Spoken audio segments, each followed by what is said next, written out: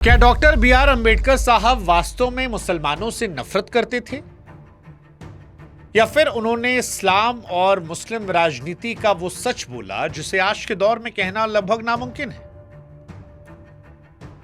एक तरफ अम्बेडकर साहब ने मुसलमानों को संविधान में वो अधिकार दिए जो कई इस्लामिक देशों में वहां के नागरिकों को भी नहीं मिले, और दूसरी तरफ उन्होंने इस्लाम की उन परंपराओं पर सवाल भी उठाए जो समाज को पीछे धकेल रही थी।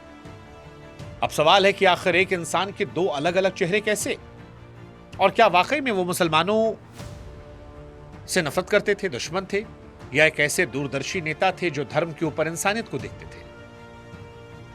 आज हिस्ट्री बुक की कहानी में इतिहास के इन बंद दरवाजों को हम खोलेंगे और असली सच को आसान भाषा में समझेंगे।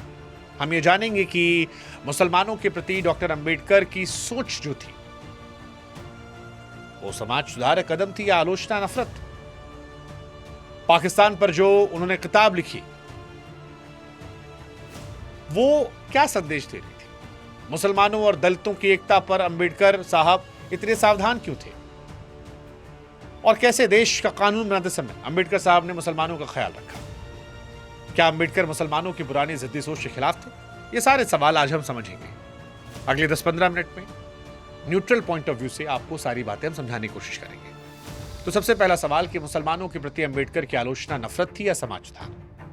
देखिए, अंबेडकर साहब का नजरिया साफ था कि किसी भी समाज की तरक्की इस बात से मापी जाती है कि वहां महिलाओं की हालत कैसी है। यहां मुस्लिम समुदाय और हिंदू समाज दोनों को एक ही तराजू पर तौला। जहां हिंदुओं में जात पात और छुआछूत की कड़े शब्दों में निंदा की, तो मुस्लिम समाज ने पर्दा प्रथा की कड़ी आलोचना की। उनका गहरा तर्क था कि पर्दे की ये दीवार महिलाओं को घर की चारदीवारी में कैद कर देती है, जिससे वो पढ़ाई लिखाई और दुनिया के अनुभवों से कट जाती है। उनका मानना था कि अगर किसी कौम की औरतें आजाद नहीं हैं तो वो कौम कभी भी दुनिया का मुकाबला नहीं कर सकती। जैसे उन्होंने हिंदुओं से कहा कि जाति को खत्म करो क्योंकि ये इंसान को इंसान से अलग करती है, वैसे ही उन्होंने मुसलमानों से कहा कि अपनी औरतों को आजाद करो, उन्हें बराबरी का हक दो। बेबाकी से कहा कि अगर इस्लाम ये कहता है कि सब बराबर हैं तो फिर समाज के अंदर ऊंच नीच जैसी खाई क्यों? इस बात पर दुख जताया कि जो बुराइयां हिंदू समाज में थी वैसी ही कुछ बुराइयां मुस्लिम समाज ने भी अपनाई। ये बात किसी को नीचा दिखाने के लिए नहीं, बल्कि दोनों समाज को अंदर से साफ, आधुनिक और ताकतवर बनाने की थी। सच कहें तो डॉक्टर अंबेडकर एक ऐसे डॉक्टर थे जो बीमारी को छिपाते नहीं थे, बल्कि उसका इलाज कर उसे जड़ से मिटाना चाहते थे। अब दूसरा सवाल, पाकिस्तान पर लिखी अंबेडकर की किताब को क्या लोग एंटी मुस्लिम समझते हैं? क्यों समझते हैं? क्या वजह रही? देखिए, अंबेडकर साहब ने पाकिस्तान पर जो किताब लिखी उसे अक्सर बिना समझे अधूरा पढ़ा आता है। उन्होंने इस मुद्दे को एक जानकार डॉक्टर की तरह देखा कि अगर शरीर का कोई हिस्सा खराब हो रहा है तो उसे शरीर से अलग करना पूरे शरीर की जान बचाने का एकमात्र रास्ता है। उनका तर्क था कि अगर एक बहुत बड़ा हिस्सा मानसिक रूप से खुद को भारत से पूरी तरह अलग मान चुका और वो साथ रहने गुलामी समझता है तो जबरदस्ती साथ रखना देश के लिए कभी न खत्म होने वाला तनाव और झगड़े की वजह बन जाएगा। वे जानते थे कि अगर दिल नहीं मिले तो केवल शरीर ही एक देश में रहे तो काम चलाए रखना, शांति बनाए रखना बड़ा मुश्किल हो जाएगा। उन्होंने आबादी की अदला बदली की बात इसलिए की क्योंकि डर था कि बंटवारे के बाद पीछे छूट जाने वाले लोग हमेशा एक असुरक्षित और डरे हुए माहौल में जिएंगे जिससे नफरत कभी खत्म नहीं होगी। उनका मकसद किसी को बेघर करना नहीं था, बल्कि एक ऐसी सफाई करना जिससे आने वाली पीढ़ियों को रोज रोज के दंगों और आपसी नफरत की आग में न जलना पड़े। आज के हालात देखकर समझ में आता है कि उनकी चिंता गहरी थी। वे भविष्य के भारत को मजबूत देखना चाहते थे, कमजोर झगड़ालू नहीं। अब सवाल कि मुसलमानों और दलितों की एकता पर अंबेडकर साहब इतने सावधान क्यों थे? दलितों और मुसलमानों के गठबंधन को लेकर अंबेडकर साहब का सावधान रहना उनकी एक बड़ी समझदारी थी।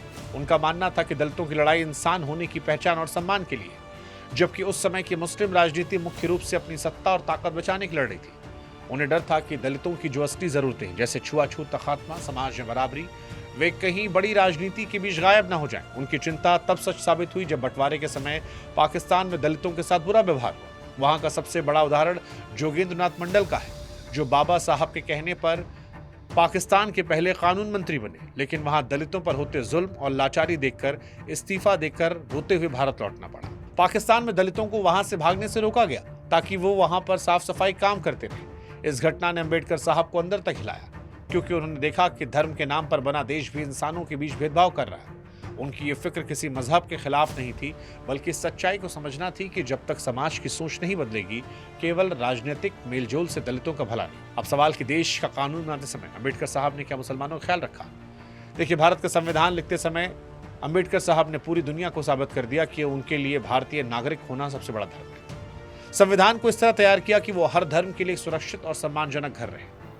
अल्पसंख्यकों को जो मजबूती दी, उसके पीछे असली तर्क यह था कि किसी भी सच्चे लोकतंत्र की पहचान यही है कि वहां कम संख्या वाले लोग सुरक्षित और आजाद महसूस करें। वे जानते थे कि भविष्य में बहुसंख्यक समाज कभी भी अल्पसंख्यकों की संस्कृति पहचान को दबाने की कोशिश कर सकता है। इसलिए संविधान में ही उनके अपने स्कूल कॉलेज चलाने का हक दिया। जब भी मुसलमानों के हक या पहचान की बात आती है तो अम्बेडकर साहब के दिए यह कानून उनके सबसे बड़े रक्षक और ढाल बनते हैं। उनका सपना एक ऐसी सोच का था जहां कानून की नज़र में मस्जिद का इमाम और मंदिर का पुजारी एक समान। उन्होंने मुसलमानों को जो कानूनी अधिकार दिए वे किसी पर एहसान नहीं थे, बल्कि एक ऐसे भारत की नींव थे जहां हर इंसान अपनी पहचान के साथ पूरी शान से जी सके। ये उनकी निष्पक्षता और न्याय के प्रति ईमानदारी का सबसे बड़ा सबूत रहा। अब सवाल कि अम्बेडकर क्या मुसलमानों की पुरानी जिद्दी सोच के खिलाफ थे? देखिए, अम्बेडकर साहब का पूरा जीवन पुरानी और सड़ी गली सोच के खिलाफ था। वे कट्टरपंथ के सबसे बड़े दुश्मन थे, चाहे वो किसी भी मजहब, जाति या समाज में हो। उनका तर्क बड़ा गहरा था कि धर्म इंसान के लिए होना चाहिए, इंसान धर्म के लिए नहीं। वे चाहते थे कि मुस्लिम समाज ही पुरानी जंजीरों और रिवाजों को तोड़कर नई शिक्षा, विज्ञान और समझ के रास्ते पर चले। उनका विरोध कभी किसी इबादतगाह या नमाज के तरीके से नहीं था, बल्कि उनका असली विरोध उस मानसिक जकड़न से था जो समाज को बदलने और बेहतर बनाने से रोकती है। वे चाहते थे कि लोग अपनी बुद्धि का इस्तेमाल करें, समझें कि जो नियम सदियों पहले के माहौल में बने थे वे आज के समाज में लागू नहीं हो सकते। उनका सपना एक ऐसे समाज का था जहां हर व्यक्ति, चाहे वो मर्द हो या औरत, पुरानी रूढ़ियों को छोड़कर एक नई विकसित दुनिया का हिस्सा बने। वे चाहते थे कि हर नागरिक अपने धर्म से ज्यादा मानवीय मूल्यों और आपसी भाईचारे और देश के संविधान के प्रति वफादार रहे। तो कुल मिलाकर Baba Saheb doctor B R Ambedkar को मुस्लिम विरोधी कहना इतिहास की शायद सबसे बड़ी गलतफहमी।